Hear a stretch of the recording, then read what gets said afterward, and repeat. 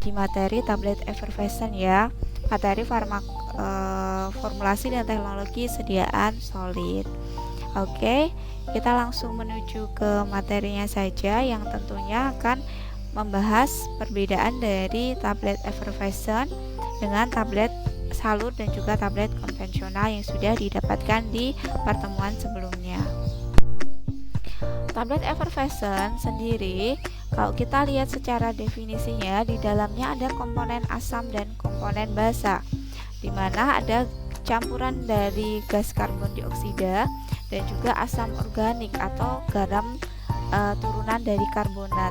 Sehingga kalau kita masukkan ke dalam air, dia akan mengeluarkan buih, di mana gas karbon dioksida di sini memiliki fungsi untuk mempercepat larutnya suatu zat aktif yang digunakan pada tablet effervescent tersebut. Selain itu, dia juga bisa membantu mempercepat hancurnya tablet. Selain itu, gas karbon dioksida juga memberikan rasa yang sensasi segar gitu ya, seperti saat minum soda gitu, karena dari rasa atau sensasi segar dari karbon dioksida ini, dia nanti akan menutupi rasa yang tidak enak dari zat aktif atau eksipien yang ada pada tablet effervescent ini gitu ya. Jadi fungsinya selain mempercepat hancurnya tablet, meningkatkan kelarutan, dia juga menutupi atau memperbaiki rasa beberapa obat tertentu. Contohnya CDR, Redoxon, dan J-School.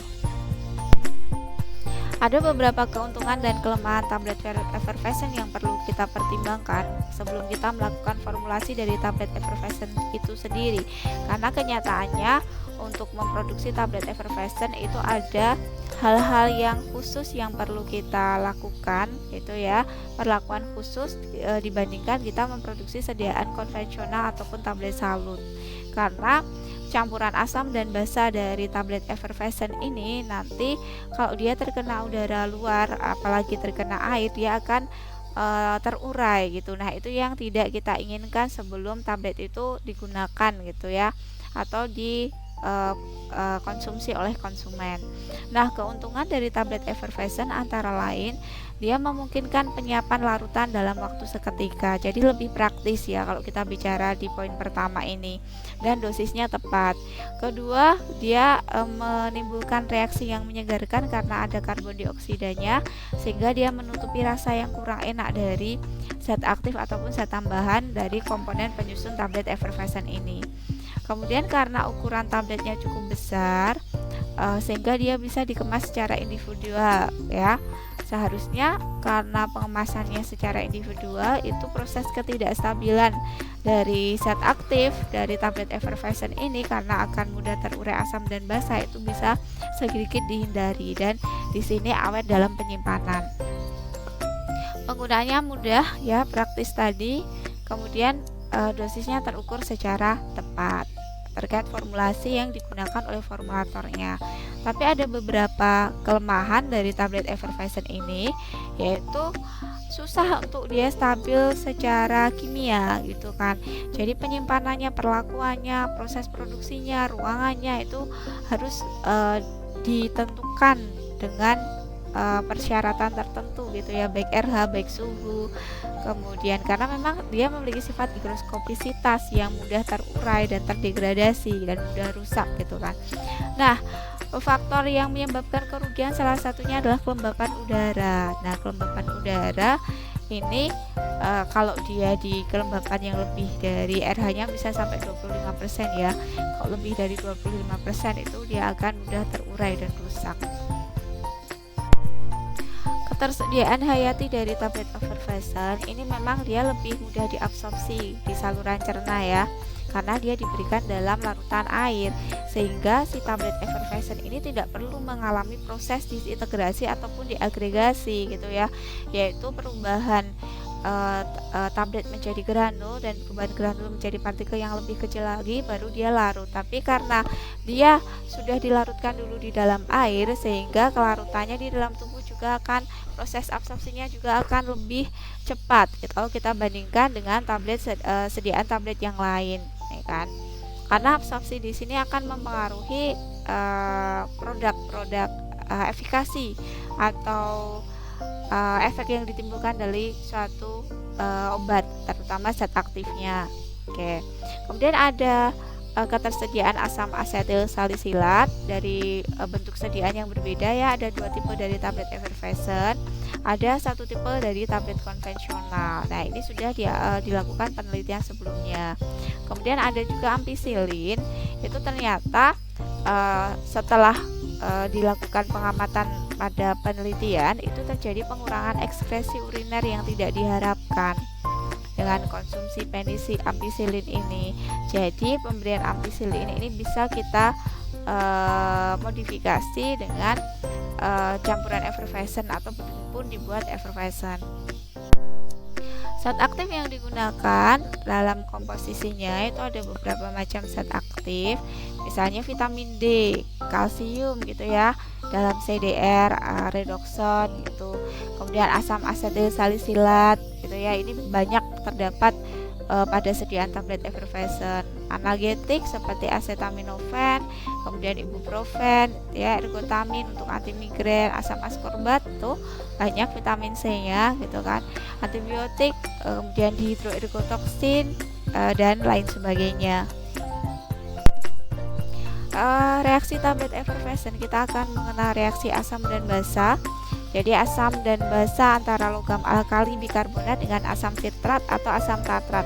Jadi asam yang bisa kita gunakan adalah selain asam sitrat, kita bisa menggunakan asam tartrat gitu ya.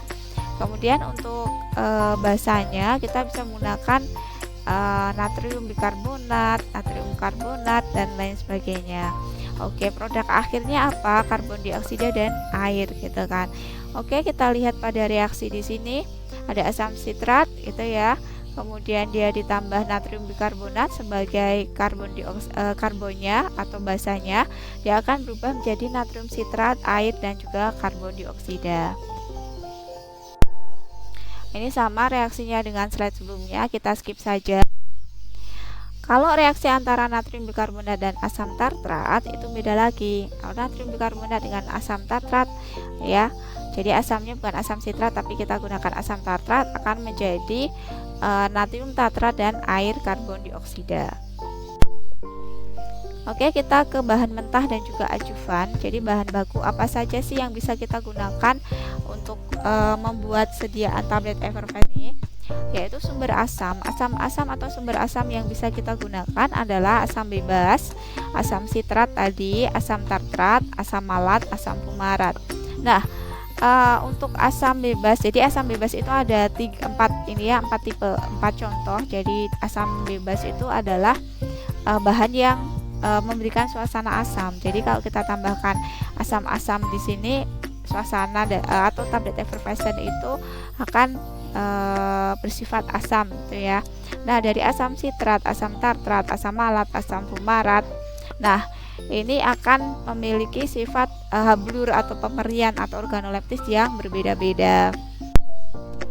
Yang kedua, asam anhidrat, ini tidak terdapat air kristal. Contoh yang masuk ke dalam asam anhidrat, golongan asam anhidrat adalah asam suksinat dan asam sitrat anhidrat. Ya, di sini juga pemberiannya akan berbeda. Organoleptisnya antara asam suksinat dan asam sitrat anhidrat akan berbeda. Gitu kan. Kalau asam suksinat itu kristalnya tidak berwarna atau agak kuning. Kalau asam sitrat anhidrat itu hablurnya granul sampai halus gitu ya. Kemudian dia agak higroskopis dalam udara lembab. Yang ketiga, asam garam. Jadi dia bentuknya garam gitu ya. Jadi kalau asam garam itu kelarutan di airnya lebih tinggi, ditandai dengan apa? Natrium, itu kan garam. Natrium dihidrogen fosfat, dinatrium dihidrogen pirofosfat. Ini adalah asam garam gitu ya. Dia memiliki kelarutan yang baik di dalam air. Karena penting sekali untuk memiliki kelarutan yang baik dalam air untuk sediaan tablet effervescent, karena nanti kita akan melarutkan di air. Tidak mau kan adanya residu atau zat aktif yang tidak larut, itu akan mengurangi estetika dan dosis atau pemberian dan juga efikasi dari tablet effervescent itu sendiri. Oke, sumber basa atau karbonat. kita bisa menggunakan natrium bikarbonat ya, atau kita gunakan natrium karbonat, kalsium bikarbonat, kalium karbonat, natrium sesquikarbonat, natrium glisin karbonat, lisin, arginin, kalsium karbonat. Nah, untuk pemberiannya silakan dilihat pemberian dari berbagai macam karbonat yang bisa kita gunakan untuk formulasi sediaan sumber effervescent lainnya atau bahan tambahan yang bisa ditambahkan adalah zat pengisi. Zat pengisi itu fungsinya apa? Untuk meningkatkan volume atau ukuran dari suatu tablet effervescent. Kita tahu sendiri tablet effervescent ukurannya lebih besar dari tablet sediaan tablet yang lain gitu ya. Kita bisa menggunakan pengisi manitol, sorbitol gitu, sukrosa dan juga laktosa. Kemudian pengikat di sini untuk meningkatkan ikatan antara partikelnya gitu kan, ada daya ikatnya sehingga dia tidak mudah hancur gitu ya. Nah, pengikat yang biasa digunakan ini adalah tablet effervescent. Pada tablet effervescent itu adalah polyvinyl pyrrolidone. Yang ketiga adalah zat pelicin. Zat pelicin yang paling sering digunakan adalah polyethylene glycol. Kalau pemberi rasa ya dia memberikan rasa supaya sifat dari rasa yang tidak enak, mungkin dari zat aktif yang rasanya pahit itu bisa tertutupi. Nah, ini kita bisa berikan rasa sukrosa, laktosa, sakarin, aspartam dan lain sebagainya. Untuk karakteristik bahan, karakteristik atau komponen dari tablet effervescent itu harus dalam memproduksi ini tablet effervescent dengan yang digunakan untuk hampir sama sebenarnya dengan tablet konvensional, tapi yang diperlukan itu adalah ukuran partikelnya gitu ya, bentuk partikel, kemudian granul, keseragaman distribusi, aliran bebas granul, dan granul itu harus dapat dikompresi. Jadi yang membedakan juga di sini adanya penambahan asam dan basa gitu yang menimbulkan reaksi tersendiri kalau dimasukkan atau dikonsumsi dengan air. Sifat bahan baku yang digunakan dalam tablet effervescent itu kita lihat dari kondisi lembabnya. Jadi sebaiknya bahan baku yang digunakan untuk produksi tablet effervescent itu harus kering. Karena kalau tidak kering, ada lembabnya, berarti di situ ada kadar airnya walaupun sedikit gitu ya. Itu akan menyebabkan dia akan bereaksi dengan karbonatnya gitu atau bahan yang lain, sehingga dia akan menyebabkan produknya itu tidak stabil dan terurai. Kalau reaksi sudah terjadi itu tidak bisa dihentikan gitu ya, akan berlanjut lebih cepat gitu ya. Nah, ini harus kita perhatikan ya. Jadi memang salah satu syaratnya bahan bakunya harus kering. Larutan dari bahan baku itu penting sekali karena sebaiknya komponen tablet itu larut gitu ya. Kalau komponennya tidak larut, itu reaksi dari effervescent tidak akan terjadi dan tablet ini tidak bisa terdisintegrasi secara tepat gitu kan. Karena kecepatan kelarutan ini dapat merintangi ini ya, kalau kelarutannya kurang itu disintegrasinya juga akan kurang, akan lambat, sehingga dia nanti akan menghasilkan residu atau ampas gitu ya yang tidak disukai setelah tablet disintegrasi. Bahan tambahan yang lain adalah pengikat ini ya, untuk membantu mengikat bahan lain, contohnya tadi polyvinyl pyrrolidone, pengisi untuk melapisi komponen-komponen atau meningkatkan jumlah total padatan, membesar volume yang sudah saya singgung di awal, mencegah kerusakan bahan akibat panas ya. Kemudian lubrikan, ini PEG ya, polyethylene glycol, itu bisa digunakan lubrikan karena salah satu bahan yang paling penting harus ada lubrikannya gitu kan. Polyethylene glycol 8000. Glidan, contoh glidan itu talek, biasanya sih tidak diperlukan karena granul akan mengalir bebas ya.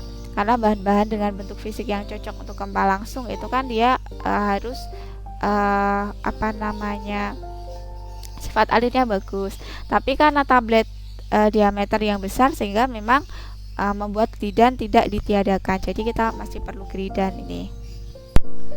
Pewarna yang bisa kita gunakan untuk menutupi warna obat yang tidak disukai atau kurang baik, atau untuk identifikasi produk, katakanlah perusahaan Anda tablet effervescentnya dari ekstrak warnanya hijau, gitulah boleh, itu adalah identifikasi produk. Untuk meningkatkan estetika produk juga bisa. Nah, pewarna dan nama umumnya ada di tabel tersebut ya. Oke. Menambah rasa untuk pemanis gitu ya, atau menutupi rasa yang tidak enak gitu ya. Tapi di sini perlu dipertimbangkan penggunaan pemanis buatan itu harus sesuai dengan pembatasannya, itu kan. Ada persyaratan. Contoh pemanis sintetis dan juga alami, sakarin, siklamat, aspartam itu sintetis ya, dimana sakarin itu 100 kali lebih manis daripada gula. Bayangkan itu kan, dia memang manis. Zat anti busa contohnya polidimetilsilikon. Ini fungsi dari zat anti busa adalah untuk mengurangi bentuk busa serta kecenderungan zat aktif itu melekat pada dinding gelas di atas permukaan air. Nah, jadi kalau kita tambahkan asam dan basa atau kita masukkan si tablet effervescent ini ke dalam air, pasti akan timbul buih, ya kan? Nah, si polidimetilsilikon ini fungsinya untuk mengurangi buih yang tidak cepat hilang. Kalau buihnya tidak cepat hilang, itu zat aktif yang ada pada tablet tersebut bisa melekat pada dinding-dinding gelas di atas permukaan air. Nah, itu estetikanya akan berkurang dan dosisnya bisa menjadi tidak tepat. Kemudian surfaktan ini untuk meningkatkan pembasahan dan laju disolusi zat aktif. Ya, jadi kalau kita masukkan tablet effervescent itu ke dalam air, itu proses pembasahan itu penting sekali. Dengan bantuan surfaktan, dia akan lebih cepat membasahi tablet effervescent, otomatis tablet effervescentnya akan lebih cepat larut. Bahan lainnya yang berkaitan dengan tablet effervescent, contoh zat aktifnya ya, banyak kegunaan zat aktifnya. Kemudian zat oksidator atau natrium perborat atau kalium monopersulfat.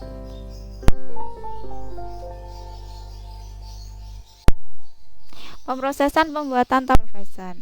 Nah, untuk pembuatan tablet effervescent itu kita memang membutuhkan kondisi khusus ya, dimana RH-nya itu 20 sampai 25 derajat Celcius dengan suhu paling mentok itu 25 derajat Celcius gitu ya. Karena takutnya nanti terjadi higroskopisitas gitu kan. Jadi harus dijaga. Kemudian ruang produksinya itu juga ada settingan terhadap ruang produksi ya, ada peralatan lah. Kemudian sudah diatur kondisi tersebut gitu kan. Nah, di sini sebaiknya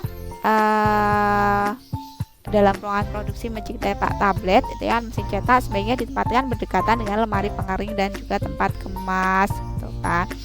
Nah, selain kondisi ruangan dalam pembuatan tablet effervescent, ada beberapa hal yang perlu diperhatikan, yaitu pemilihan bahan tambahan obat ya, karena harusnya senyawanya tidak mengandung air untuk bahan tambahan obatnya ya, dan harus memperhatikan monografi bahan tambahan yang kita peroleh. Oke, jadi ini ya, proses produksinya harus hati-hati. Peralatan yang bisa digunakan untuk menghasilkan tablet sama pada dasarnya untuk produksi tablet effervescent, asalkan pemrosesan yang dilakukan dengan berbagai alat pencampur gitu kan. Kemudian alat yang digunakan biasanya dia dibuat dengan nikel gitu, atau supaya dia tidak mudah mengalami granulasi basa. Ini review aja ya, granulasi basa itu dengan menambahkan bahan pengikat ya. Di sini kita ayak untuk ukuran granulnya ya, pembuatan granul dengan penambahan bahan pengikat basah ini 4 sampai 12. Kemudian dicetak gitu ya. Dan lain sebagainya di oven. Setelah dicetak di kecil, diayak, dicetak lagi gitu kan. Granulasi basah sudah. Kemudian granulasi kering. Di sini tidak menggunakan cairan dan panas, jadi cocok untuk senyawa yang tidak tahan atau obat yang tidak tahan dengan pemanasan. Dengan tahap produksinya pencampuran awal, pengempaan, granulasi, pencampuran akhir, pengempaan tablet lagi gini ya. Jadi komponen-komponen pada granulasi kering ini, komponen tabletnya dikempah dengan mesin cetak tablet lalu ditekan ke dalam die dan dikempahkan dengan punch sehingga diperoleh massa yang disebut slag, atau istilah granulasi kering itu slugging gitu ya. teknik ini biasanya untuk zat aktif yang memiliki dosis yang terlalu tinggi gitu ya. Kemudian slugging ini untuk bahan-bahan yang tidak dapat dicetak menggunakan granulasi basah, sehingga memang yang bisa dengan slugging ini granulasi kering. Metode dengan pemanasan, cara pemanasan biasanya komponen asam yang dipanaskan dahulu karena proses ini sangat tidak konstan dan sulit dikendalikan, jadi kita tambahkan lagi. Oke, untuk pemanasan granulasi lapis teralir fluid granulation,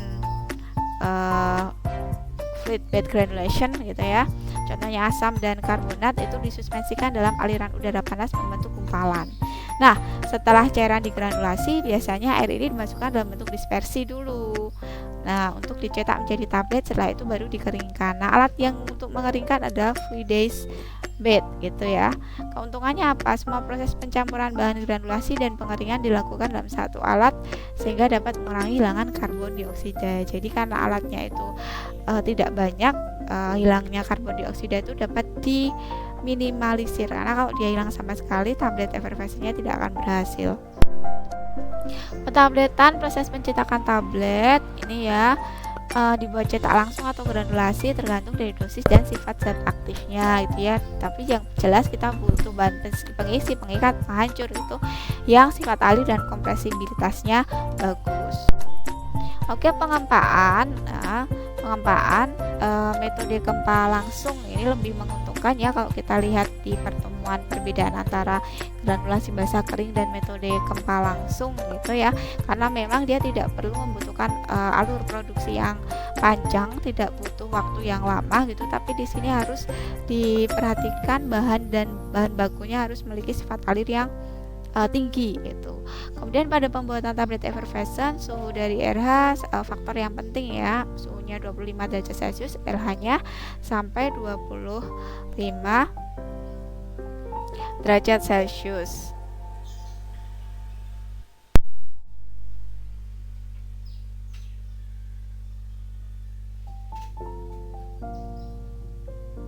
Oke, evaluasi tablet. Untuk evaluasi tablet kita akan kenal beberapa parameter ya, parameter fisik itu seperti pada tablet secara tablet konvensional kita ada keseragaman ukuran, kita lihat ukurannya sama atau tidak, kemudian keseragaman bobot, kekerasan tablet ya, keseragaman bobot dengan apa alatnya, timbangan analitik gitu, neraca analitik kekerasan tablet, hardness tester, friabilitas, fleksibilitas, friability tester, dan uji waktu hancur gitu kan. Nah, parameter kimia kita akan bicara pH pelarut, keseragaman kandungan zat aktif. Kalau kita bicara keseragaman kandungan zat aktif, tentu tidak lepas dari kuantitatifnya, metode kuantitatif untuk melihat kadarnya gitu ya. Nah, ya di bawahnya ada poin kadar zat aktif ya. Kadar zat aktif itu bisa menggunakan HPLC spektro, kemudian bisa menggunakan titrasi dan lain sebagainya untuk melihat apakah stabilitas zat aktif dan sistem effervescent. Stabilitas effervescent, untuk mencapai stabilitas metode yang bisa kita gunakan adalah menonaktifkan air bebas dalam sistem effervescent atau dengan natrium karbonat atau peneman zat yang mengurangi higroskopisitas campuran effervescent tersebut. Kalau uji aktivitas usia guna kita menggunakan berbagai suhu ya. Jadi tablet effervescent dimasukkan dalam kantong kedap gitu ya, tidak boleh ada udara masuk sama sekali. Kita masukkan dalam suhu 25, 37, 45, 60 derajat Celcius, kemudian baru dilakukan pengukuran berapa ketebalan dari kantong timah, baru dilakukan pencatatan. Pengukuran stabilitas dalam proses. Untuk pengukuran stabilitasnya menggunakan teknik kalorimeter PIR. Untuk ini ya dilakukan dengan cara tablet disegel dalam tabung tertutup, kemudian diberi dengan alat pengukur diberi tekanan, kemudian tablet ditata sedemikian rupa dengan memberikan suhu ruang udara yang minimum guna menghindari pembacaan yang salah.